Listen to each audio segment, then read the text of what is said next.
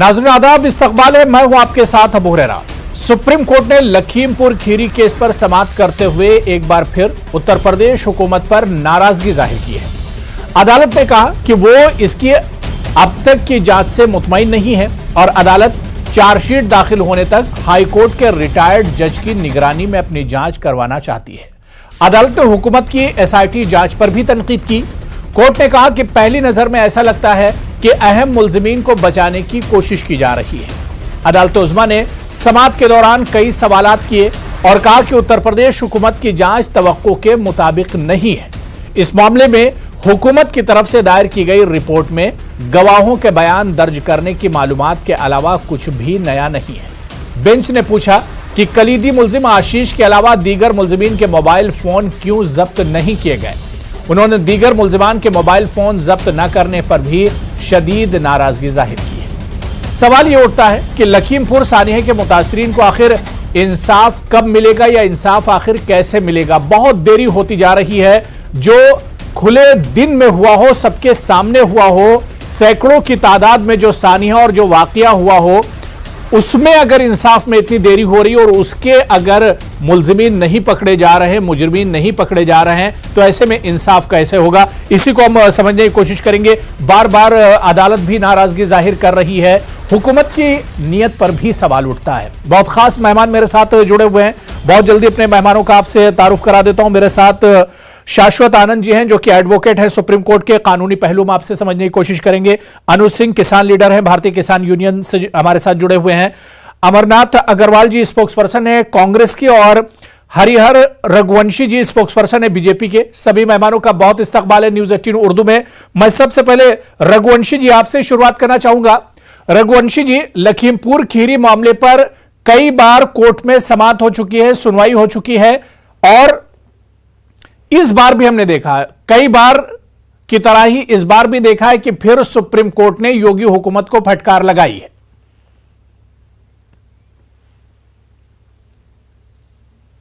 देखिए, कोर्ट का हम लोग सम्मान करते हैं। कभी भी कोर्ट कानून के ऊपर हम लोग कोई टिप्पणी नहीं करते और उसके ऊपर कोई किसी तरह का किसी को भी संदेह नहीं करना चाहिए। जांच चल रही है, मुकम्मल तरीके से चल रही है, सरकार भी अपनी तरफ से जांच कर रही है। और जैसा कि आपने कहा कि सैकड़ों हजारों लोगों के सामने ये घटना घटी है, ठीक है, बहुत सारी घटनाएं इस देश में सैकड़ों हजारों लाखों घटनाएं घटी हैं। आप देखिए 84 में पूरे देश में घटनाएं घटी और आज तक लोग न्याय के लिए भटक रहे हैं। ऐसा नहीं है कि जो घटनाएं घटती है उसका तुरंत कोई न कोई न्याय आ जाता है। न्याय की एक प्रक्रिया है, प्रक्रिया के तहत लोगों को न्याय मिलता है और सभी को, देशवासियों को सुप्रीम कोर्ट पर, यूपी सरकार पर, एसआईटी पर और जो जांच चल रही है निष्पक्ष चल रही है, उसका एक सबसे बड़ा सबूत यह है कि जो मंत्री है उनके बेटे को उसी तरह से रखा गया जैसे आम कैदी, आम मुजरिम को, दोषी को रखा जाता है। वो सारे चार्जेस लगाए गए और जितने भी उसके दोषी हैं उन सब के खिलाफ उसी तरह से कार्रवाई हो रही है जैसे नहीं, आम रघुवंशी जी, आपने कोर्ट का रिमार्क देखा। कोर्ट ने कहा कि एसआईटी जो जांच है गवर्नमेंट की,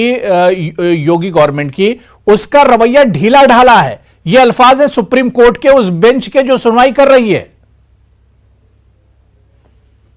नहीं, देखिए, सुप्रीम कोर्ट पे हम टिप्पणी नहीं कर सकते। सुप्रीम कोर्ट जो भी करती है अपने विवेक से करती है, लेकिन सरकारी कोई भी एजेंसी या कोई भी इन्फ्लुएंस किसी भी घटना में सरकार की तरफ से या किसी भारतीय जनता पार्टी की किसी नेता, किसी मंत्री, किसी और का कोई दखल नहीं होता।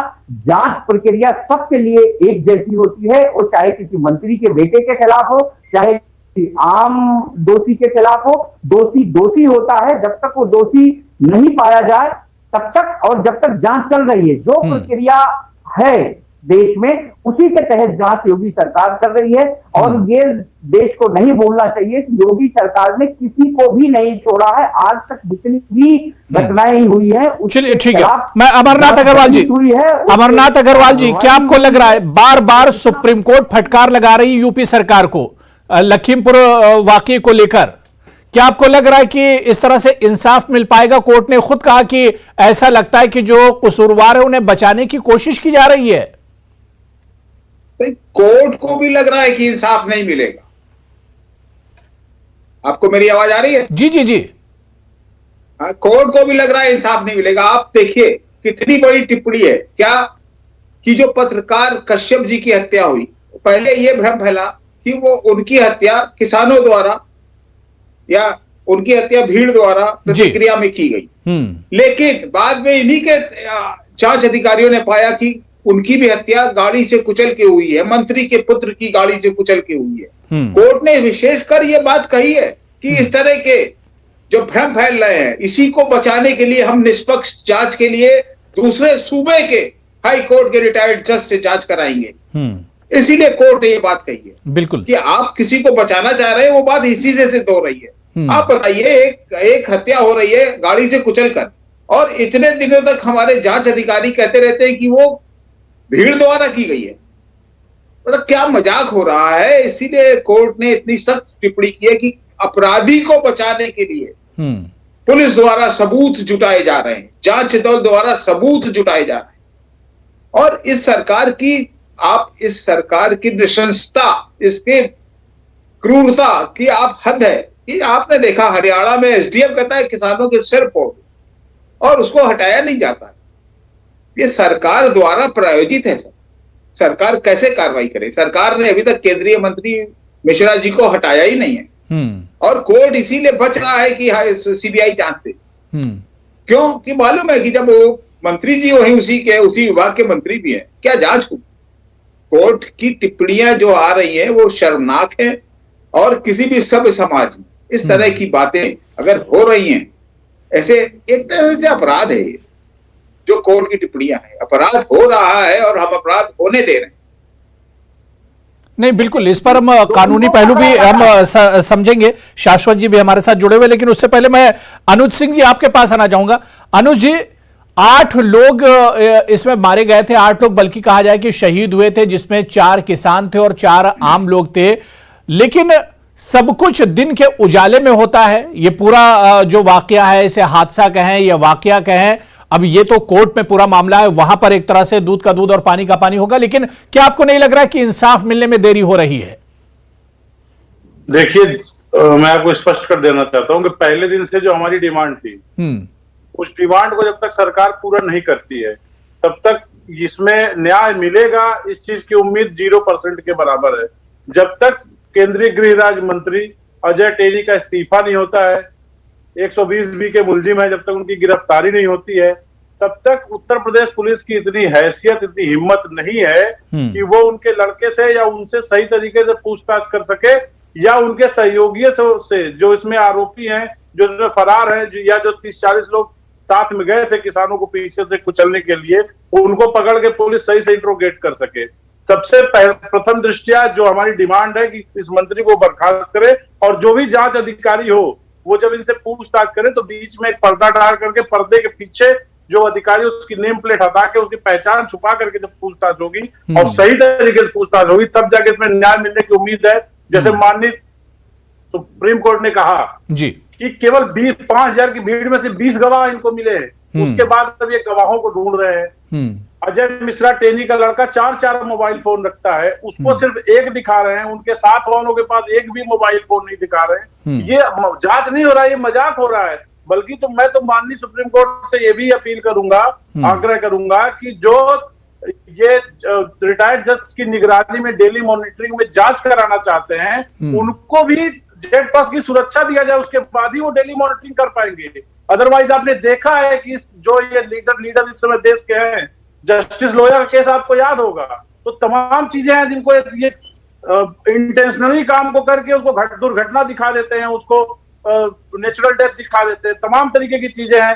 तो जब तक अजय मिश्रा टेनी का इस्तीफा नहीं होगा, जब तक वो सलाखों के पीछे नहीं जाएगा, तब तक उसके लड़के से रेड कारपेट गिरफ्तारी उसके लड़के की हुई, उससे रेड कारपेट तरीके से बैठा के बबुआ की तरह उससे पूछा जाएगा, तब तक वो कुछ बताने वाला नहीं है। चलिए ठीक है, मैं इसमें कानूनी पहलू समझने की कोशिश करूंगा। मैं शाश्वत आनंद जी, इस तरह के केस में आखिर क्या होता है? हमने देखा कि पिछली बार भी सुप्रीम कोर्ट ने इस पर टिप्पणी की थी, सुप्रीम कोर्ट ने नाराजगी जाहिर की थी और सुप्रीम कोर्ट ने कहा था कि सरकार सही तरह से इसमें जांच नहीं कर रही है, यूं कहा जाए कि सरकार सपोर्ट एक तरह से नहीं कर रही है। कानूनी पहलू इसमें क्या होगा, क्योंकि बार बार जो कोर्ट है वो फटकार लगा रही है सरकार को।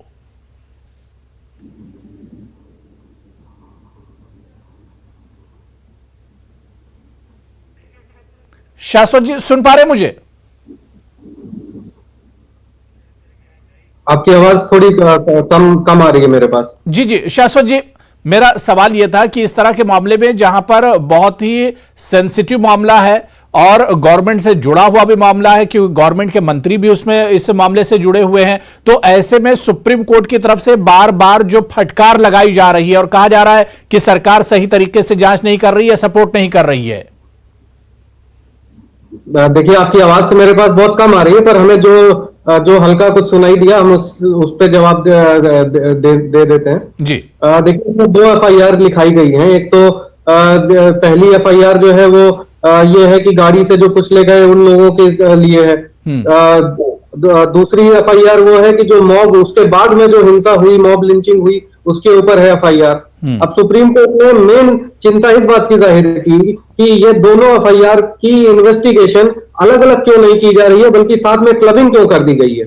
ये उनका मेन कंसर्न था, क्योंकि इससे क्या होगा कि एक FIR जो दोनों एक तरह से, इसको कहा जाता है कानूनी भाषा में क्रॉस FIR या काउंटर केस, काउंटर FIR। तो ये दोनों ही FIR एक दूसरे के खिलाफ हैं। अगर एक केस में किसी को दोषी ठहराया जाएगा तो हो सकता है वो दूसरे केस पे वो फाइंडिंग्स प्रभाव डाले और दूसरा उसमें छूट जाए। तो इसलिए सुप्रीम कोर्ट का मेन ये कंसर्न था कि अगर आप सबसे पहले एक ये जो गाड़ी से कुचले गए लोगों के का इन्वेस्टिगेशन कर रहे हैं, तो उसके साथ जोड़ के आप ये मॉब लिंचिंग के केस को क्यों चल रहे हैं? आप इसमें अलग इन्वेस्टिगेशन करिए, इसमें आप अलग विटनेसेस को आप एग्जामिन करिए और आप इसमें जो मेन केस है आप उसमें अलग तरीके से करिए।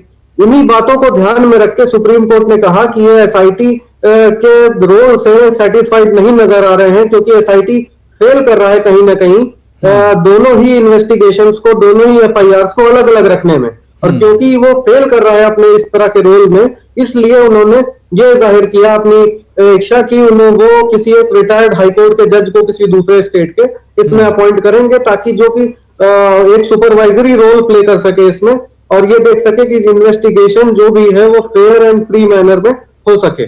तो मेन अभी सुप्रीम कोर्ट के सामने ये मामला है कि किस तरह से इसमें free and fair investigation ensure किया जाए। बिल्कुल। मैं रघुवंशी जी आपके पास आना चाहूंगा। रघुवंशी जी, सुप्रीम कोर्ट सरकार की अभी तक की जो जांच है उससे एक तरह से मुतमईन नहीं है, संतुष्ट नहीं है जिसे कहा जाता है।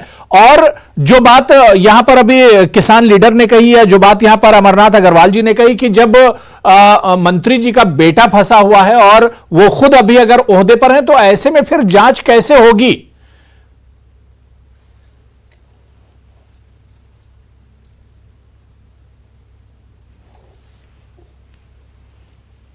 रघुवंशी जी सुन पा रहे हैं मुझे?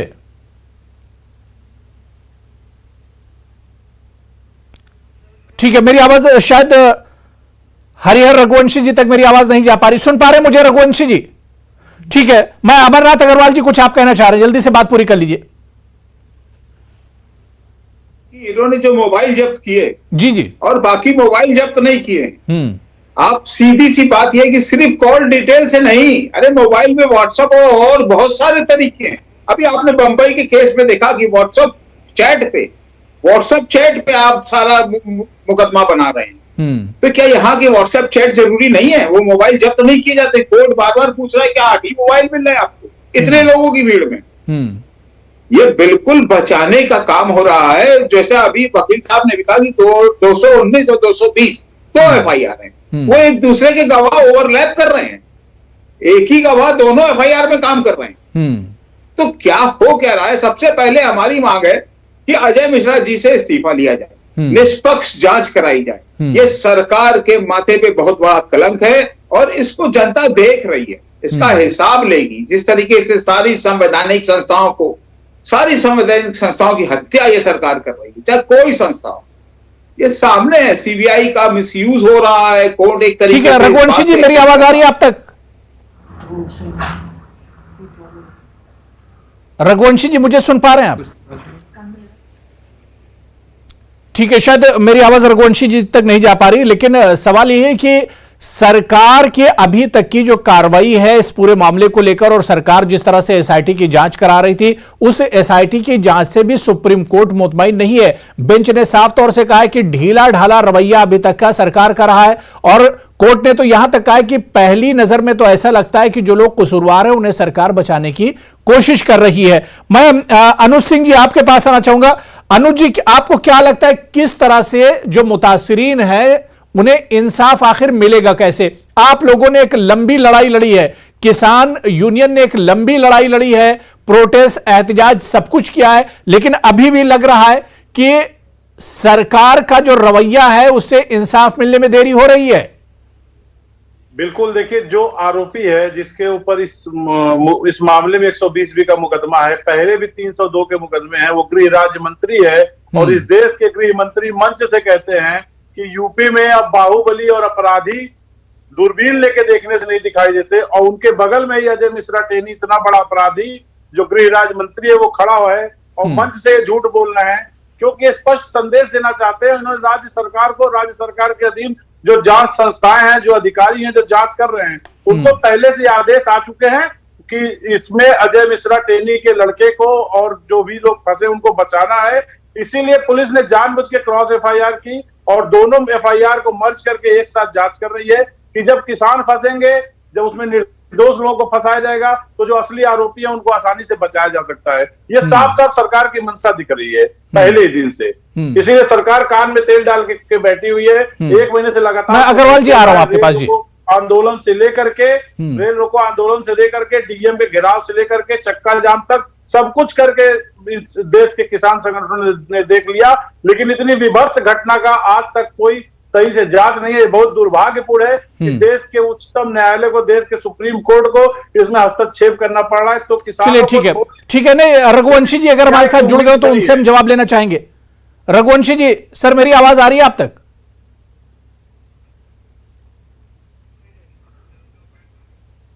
ठीक है, मैं बहुत मुख्तसर में, अमरनाथ अग्रवाल जी आप कुछ कहना चाह रहे हैं, उसके बाद मैं शाश्वत आनंद जी आपके पास भी आ रहा हूं। जी एक बात और है जो इस बहस पे अभी आई नहीं है। कोर्ट ने कल एक बात कही है कि ऐसा लग रहा है कि किसी खास आरोपी को बचाने के लिए जांच दल सबूत जुटाने में लगा हुआ है। जांच दल सबूत किस बात के लिए जुटा रहा है कि मुख्य आरोपी को, किसी खास आरोपी को बचाना है। तो ऐसे में हम बहस कर रहे हैं, बेमानी है ये।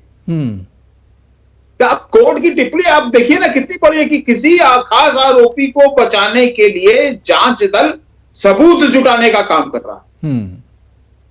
तो क्या रहा है ये? बाकायदा आज हमारे योगी जी जिस तरीके से बुलडोजर और तोप पर बैठकर वोट मांग रहे हैं, कहां डेमोक्रेसी बची है? जनतंत्र की पूरी हत्या हो चुकी है। अभी आप देखा, आपने प्रधानमंत्री जी कह रहे दूरबीन से नहीं अपराधी मिल रहे, बगल में बैठे चश्मा लगा लेते भाई, अपराधी मिल जाते। ठीक है, मैं जवाब लूंगा। कुछ टेक्निकल प्रॉब्लम है। रघुवंशी जी, क्या मेरी आवाज आ रही है आप तक? सुन पा रहे मुझे? हरिहर रघुवंशी जी, ठीक है, मेरी आवाज शायद नहीं जा रही है।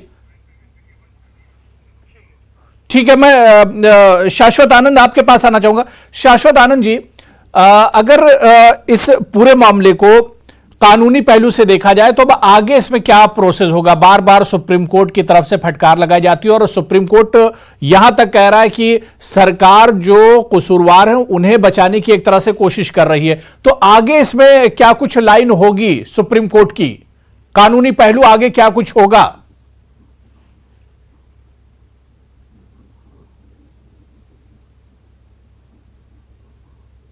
शाश्वत जी, मेरी आवाज आ रही है आप तक? ठीक है, रघुवंशी जी मुझे सुन पा रहे हैं? चलिए ठीक है, मैं अनुज सिंह आपके पास आऊंगा। आज कुछ टेक्निकल प्रॉब्लम ज्यादा हो रही है और जिसकी वजह से लाइन भी ड्रॉप हो जा रही है, हमारी आवाज नहीं पहुंच पा रही है गेस्ट तक। मैं अनुज, क्या लग रहा है कि अब इंसाफ कैसे मिलेगा? तकरीबन 1 महीने से ज्यादा का वक्त गुजर चुका है, 4 किसान इसमें शहीद हुए थे, 4 लोग और इसमें मारे गए थे, तो 8 मुतासरीन है, 8 मुतासरीन की पूरी फैमिली है, खानदान है, तो क्या लगता है कि इंसाफ मिलेगा कैसे? मैं तो देखिए पहले एक जानकारी करेक्ट कर दूं, इसमें 4 नहीं 5 किसान मारे गए थे। जो हमारा पत्रकार साथी मारा गया था, जीप के टायर के नीचे दब के, जिस जीप से इनका लाडला बेटा और उसका मित्र जो है केसरवानी वो भाग रहा है, उसी के पीछे वाले टायर के नीचे जो हमारा पत्रकार साथी था, जो किसान परिवार से, किसानों को ही कवर करने के लिए वो गया था, क्योंकि वो बहुत लंबे समय से किसान आंदोलन से जुड़ा हुआ था। तो हमने जब शहीद दिवस मनाया तो उसमें उनकी भी हमने फोटो रखी, क्योंकि वो भी शहीद हुए, किसानों की खबर रिपोर्ट करते हुए, उसको कवर करते हुए टायर के नीचे वो भी दब के मरे हुए हैं। तो आपको पहले तो मैं ये कहना चाहूंगा कि इसमें 5 किसान शहीद हुए हैं और 3 जो है वो मारे गए भीड़ के द्वारा, क्योंकि जब किसी के परिवार का कोई सदस्य अगर इस तरीके से अचानक मारा जाता है तो भीड़ गुस्से में कुछ भी करती है, वो अलग पहलू है। इसीलिए माननीय सुप्रीम कोर्ट ने भी कहा है कि दोनों जांच अलग अलग करिए, क्योंकि एक इंटेंशनली किया गया और एक आवेश में किया गया, तो दोनों पे जो धाराएं बनेगी, अपराध बनेगी, वो अलग अलग है। बाकी इनसे आप न्याय की क्या उम्मीद रखेंगे? पहले दिन से यूपी पुलिस के अधिकारी ही इनके वकील बन गए और वो पहले दिन से इस चीज को कहते रहे कि वहां कोई फायरिंग नहीं हुई, वहां कोई बुलेट नहीं मिली, जब किसानों ने वहां की बुलेट जो खाली सेल पड़े थे फायरिंग के बाद, उन सेल को उठा के पुलिस के सुपुर्द किया।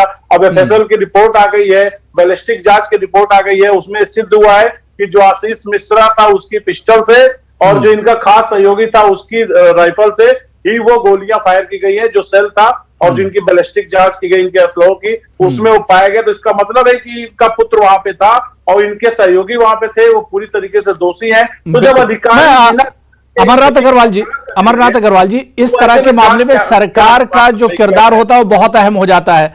जिस तरह से बार बार सुप्रीम कोर्ट एक तरह से फटकार लगा रहा है और सुप्रीम कोर्ट की तरफ से बार बार कहा जा रहा है कि बचाने की कोशिश की जा रही है, तो यहां पर सरकार का अगला कदम क्या होगा, यह देखना बहुत अहम होगा। सरकार के किस किस क्रियाकलाप को आप देखेंगे? आपने देखा हाथरस में बेटी बलात्कार होता है, हत्या हो जाती है, रात में उसको जला दिया जाता है, परिवार वालों को उसकी बॉडी भी नहीं दी जाती है। उन्नाव में बलात्कार पीड़िता को आग लगानी पड़ जाती है। आप बताइए क्या है, क्या किस किस को आप बताएंगे? इनकी पुलिस इतनी नृशंस है कि थाने में जितनी हत्याएं हुई है कस्टडी में लिमिट हो रही है।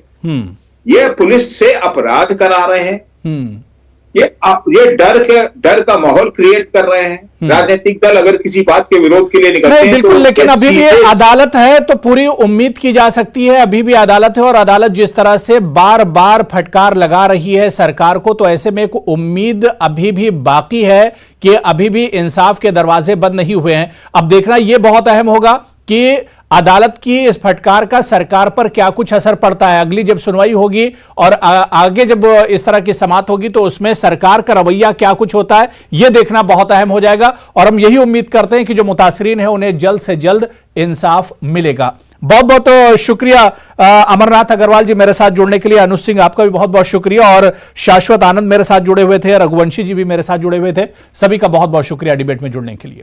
आदाब।